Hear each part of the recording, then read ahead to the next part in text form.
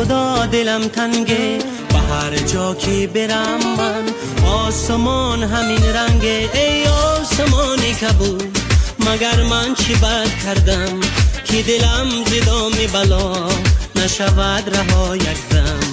ای آسمانی کبود مگر من چی بد کردم که دلم ز دام بلا نشود رها یک دم.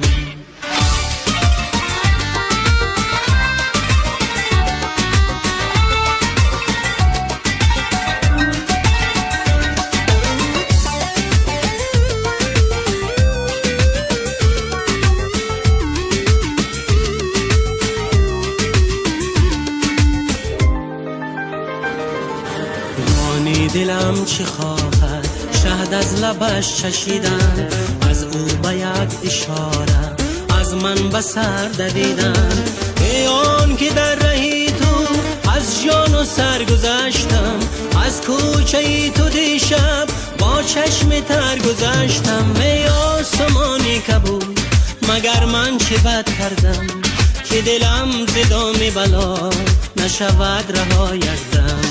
ای آسمانی کبود مگر من چه بد کردم که دلم ز دام بلا نشود رها یک دم.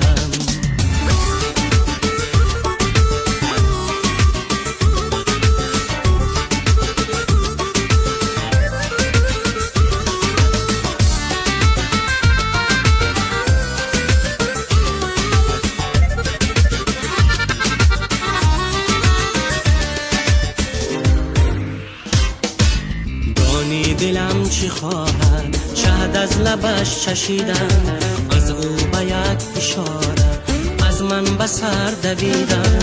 ای آن که در رهی تو از جان و سر گذشتم، از کوچه تو دیشب با چشم تر گذشتم. ای آسمانی کبود مگر من چه بد کردم که دلم ز دام بلا نشود رها یک دم. ای آسمانی کبود مگر من چه بد کردم که دلم ز دام بلا نشود رها یک دم. ای آسمانی کبود مگر من چه بد کردم که دلم ز دام بلا نشود رها